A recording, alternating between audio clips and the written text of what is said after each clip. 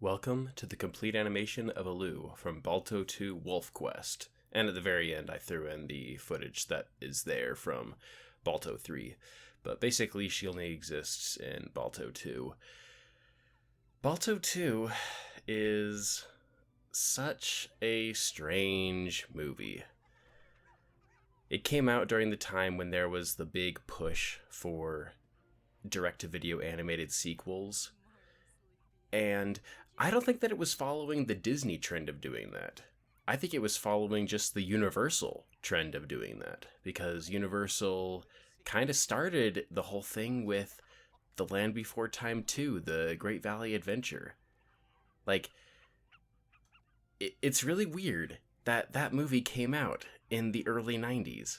It's like, what demand was there for that? I mean, like, The Land Before Time? I mean, it was a fine enough movie, but was it really worth starting an entire direct-to-video empire over? I guess the results kind of speak for itself, because there are some of those movies that are actually really good. Like, I'm surprised at how enjoyable I found many of the Land Before Time sequels. And so, just continuing that tradition and making sequels to Balto, I guess that's something. But it's like Balto was a really interesting animated movie that had some absolutely stellar visuals. And I think that the drop in quality from the original film down to Balto 2, just visually, is really something else. Like, if you look at some of the behind the scenes stuff for the original Balto, they were doing some pioneering techniques then. Like, it was one of the first movies to really work on having hand-drawn animation, but then they do all the coloring digitally instead of, painting cells. Turns out that Disney was doing that about the same time as well. I believe, not Sleeping Beauty, Beauty and the Beast. Yeah, that was one of the first ones to be colored completely digitally. The Lion King was also colored completely digitally, and so they just kept doing that up with Balto.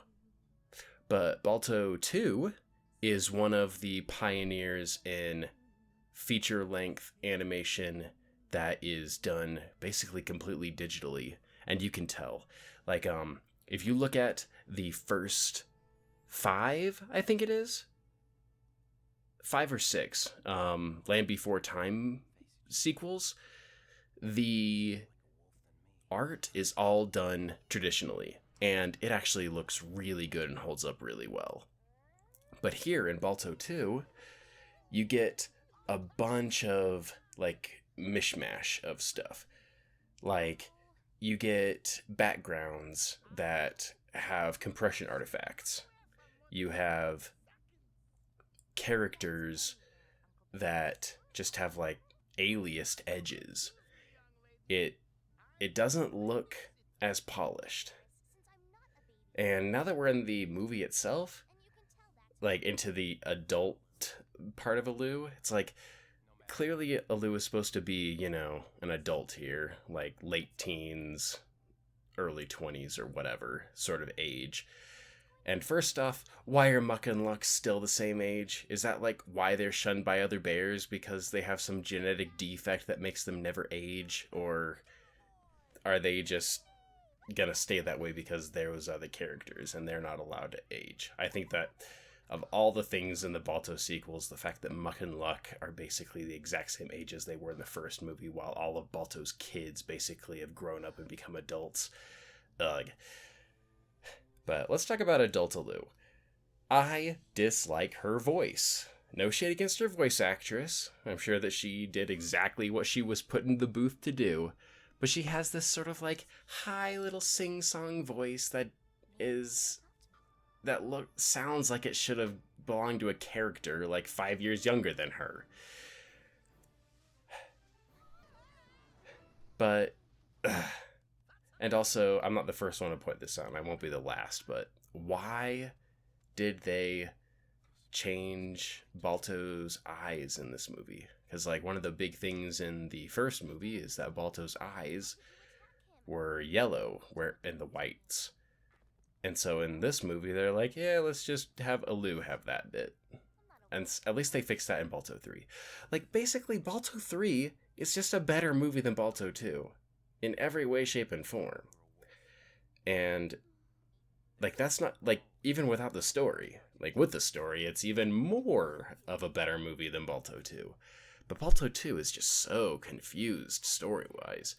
Like, Balto has a bazillion dreams, and they have these weird dream sequences that just have really trippy animation and really bad CG, and it's not that appealing. And he's the only one who has them, and those dreams kind of don't really mean anything in the end. And Aleu is kind of not appealing for like the first most of the movie. And it's like the big conflict that this movie has with the other wolf pack that's near the coastline, that's not even introduced until halfway through the movie.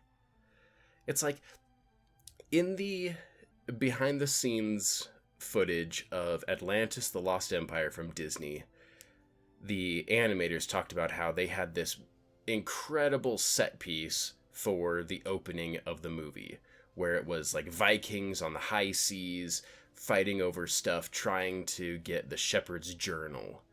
And if you remember the trailers for Atlantis, there's this one instance of footage where it shows the journal just like in the water floating up, and then it's just floating on the top of the water. That doesn't ever show up in the original movie, and that's because that was part of the footage from that cut intro.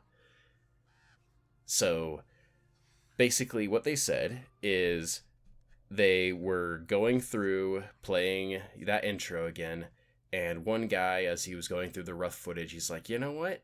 I don't really care about Kida at this point. You know, like after Milo gets knocked out, and then Kida and some other Atlanteans just are, you know, poking and prodding him, figuring out what this stranger is.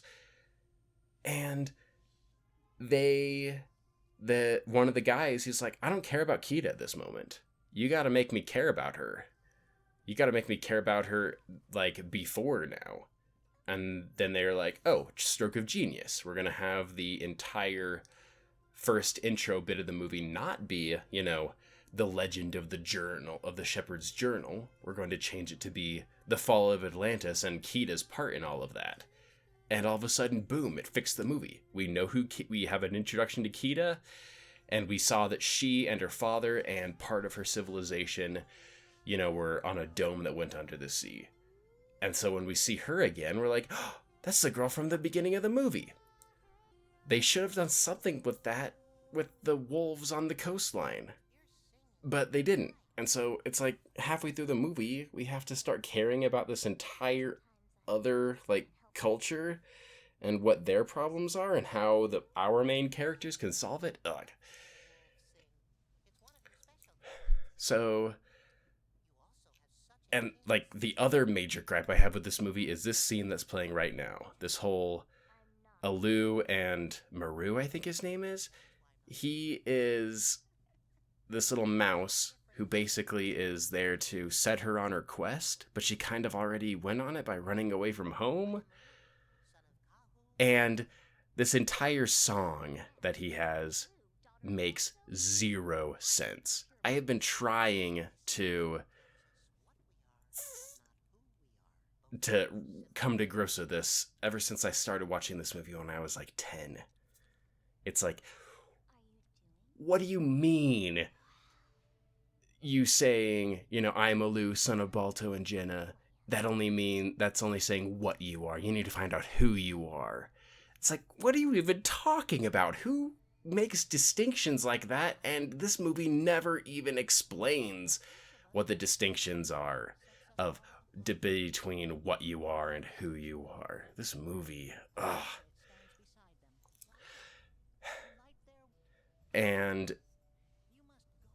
this song, like, I guess it's kind of like, it sounds all right. It's an all right composition. Just the lyrics are just so nonsensical. But let's talk about the character animation. So, the technical quality of this movie is a step down from the original one and is a downgrade from Balto 3. I kind of wonder what would happen if Balto 3 were made when it was and is what it was, and then this movie were made after that. What would have happened? I think that the visuals would have been better because Balto 3's visuals were better. And I also think that the story might have been better because, they might have, realized that what people actually want is more of what the first movie gave and not, some sideways tangent of taking some spiritual journey of self-discovery. It's weird. But character animation wise, there's actually some impressive stuff here. So, like, there's a difference between, our technical prowess, like resolution and frames per second and all that stuff. And then there's character design and art style. Putting all that aside and just looking at the animation of what they did within that art style, this movie is all over the place. There are some sequences of animation that are just so rough. It's like, yeesh, they must have had the intern do those frames on a Friday or something. But then there are some bits of animation that are actually really good. And it's like, I don't want to pick through all of this footage to, distinguish between the two, but anybody with eyes can say, oh yeah, that was a smooth, appealing bit of animation. This is this movie firing on all cylinders. That was actually pretty good. And then there are some sequences where it's like, it would have been better if they just, cut that bit out. And it's like, I'll never get over just how much I dislike Aleu's voice in this movie. So this is an interesting thing. Like, one of the things that animation often does with animals is they have their simplified, sort of models, and then it's like they can magically just sort of give them claws and stuff whenever they need it. So like when Aleu was, holding on for dear life, her claws were, stuck out and gripped on and scuff marks and everything. But most of the time, her claws are completely not even there, which is good because it makes the character model a whole lot less busy. It's like over-designed, over-complicated character models are one of the things you want to get away from in cartoons. Like, a good example is in Calvin and Hobbes. For the first couple of years of that strip's run, Bill Watterson gave Hobbes paw pads on his hands. But then he realized that was just too busy, it didn't look as good, and so he eventually scrapped that part of the design. And then for the rest of the strip, Hobbes had paw pads on his feet, which looked fine, but on his hands they were just white, like gloves, and it works. And so it is interesting when animation kind of needs to have part of a character to accentuate. A good example is the Lion Guard. It's like most of the time, Kion and Fuli, they have their claws retracted, but then sometimes they really detail it up to give you some more of to show you that. But then there are some times when you get what I call like macro shots or level of detail shots where characters have like so much more detail than they usually do. It's kind of jarring. They do it sometimes in the Lion Guard. But I think that the most like jarring example of it that I can think of off the top of my head is Sleeping Beauty. Near the end of Sleeping Beauty, when, she just gets the kiss to wake her up from her trance after sticking her finger with the spinning wheel needle. After she wakes up, you get this weird close-up shot that's like a fully painted thing, and the only like animated cell part of it is just like her eyes opening up, and that just looks so weird. I think there's an art to having characters have like a close-up where you get increased detail than you would otherwise. And I think probably the best example of it is Gendy Tartakovsky's Primal, where a bunch of the time you get these really close-up things of Fang and like her eyes, and in the third season her laying eggs, which is, something else entirely. But they don't really do that in the Balto movies, and I think that that's for the best. I think that most of the time, when it comes to traditionally animated stuff, the best way to do it is just keep the exact same level of detail when you zoom into a character. Like, keep the same level of detail, but you can still like have like sharper lines and whatever as you get that close. I don't think that if they had like a super close up of Aleu here, that you would need like more fur and other stuff. And so like it was kind of weird when, for that one bit they're like, hey, those claws that, you don't really see ever, why don't we just stick those out? And it looks kind of weird because she isn't a cat. Like, dogs don't have retractable claws. Their claws are just stuck out the same length the entire time. So, yeah. I think that one of the things that this movie does poorly is water effects, like around the ocean and whatever. Like, they sometimes work, but sometimes they don't.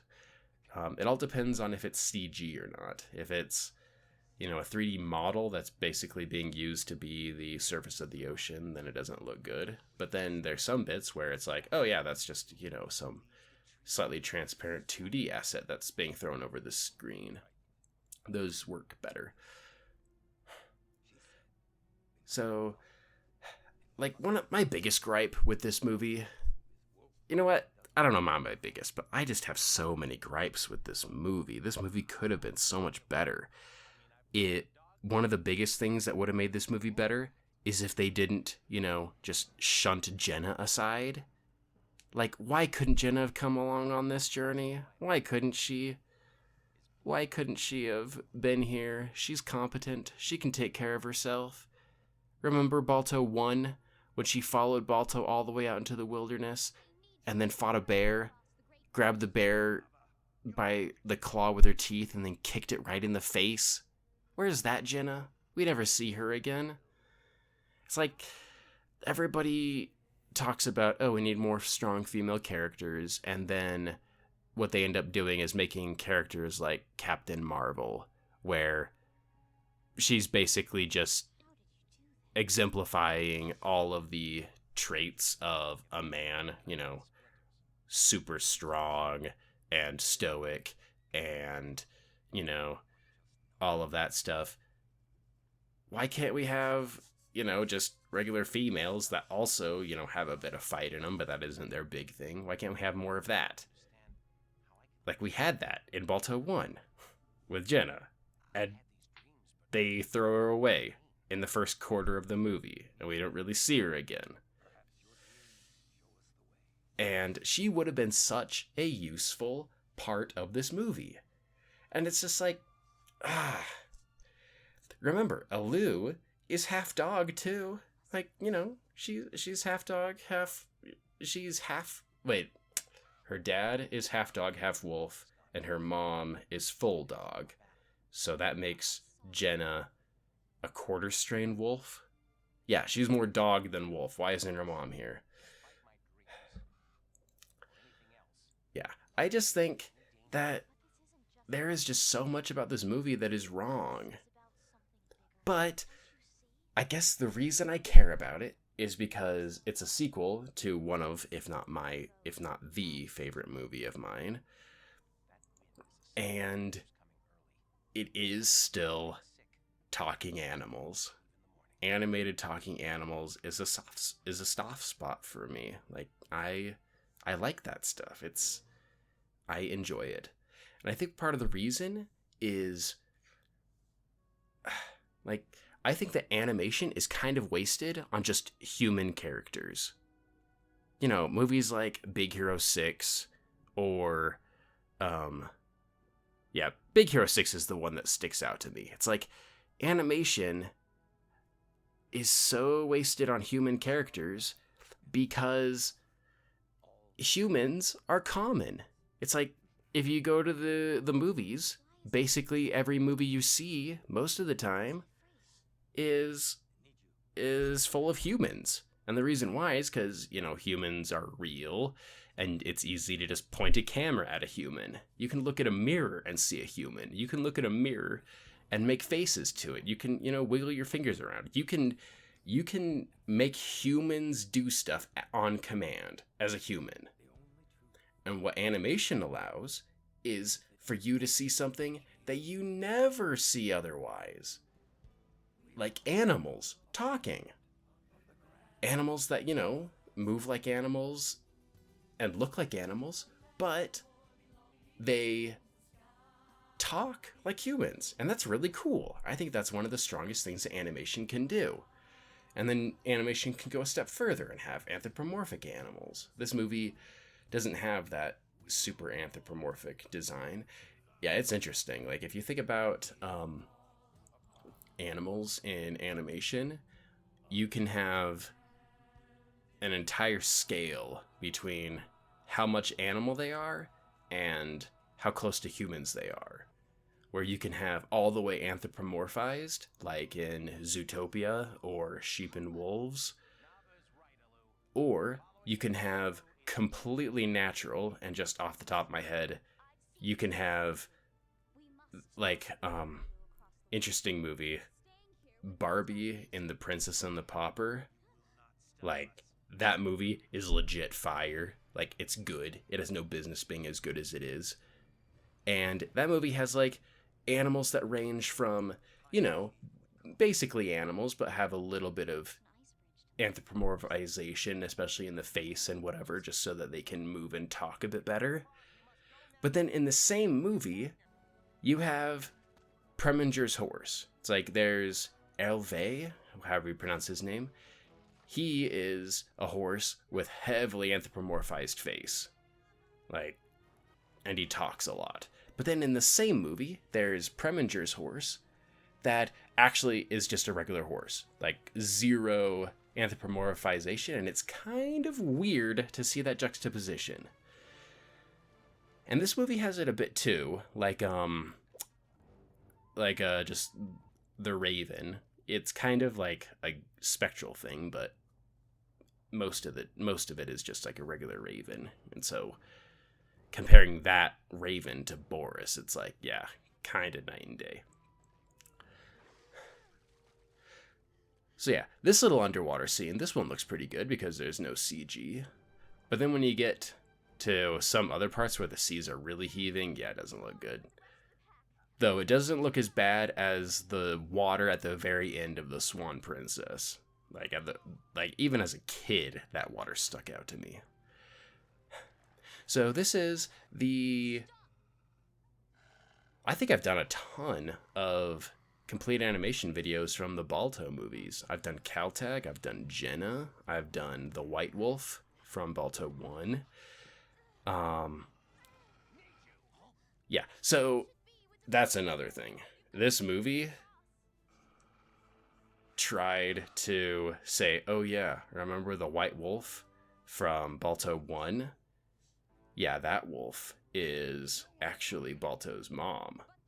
And then there's a ton of, kids online who are like, oh, don't call that character the White Wolf, call her Anayu. And I'm just like, first of all, you don't know that that was ever the intention of the original movie. it's like sort of like a fanfic level edit of things. But if you look close, there's a ton of people who have noticed, like, if you look at the design of the White Wolf from Balto 1 and Anayu from, like, the last, 5 seconds of this movie, there are some clear differences. Like, clear enough that a bunch of people say, nope, Anayu and the White Wolf aren't even the same. So, and that's another problem with this movie. It just ends with Balto saying, Anayu, you're my... And then she disappears, and then he runs away. It's like, so we don't really get to see Balto coming back to Nome? Ugh. And... Again, Aleu's voice in this movie is not great. I think they could have had the exact same voice actress. Just give her a different voice. Voice actors are talented. They can change their voice to something else. Like, they don't have to have the exact same voice for their character. If only Aleu sounded a bit more mature and less like a little girl cartoon character. So yeah, Balto 2.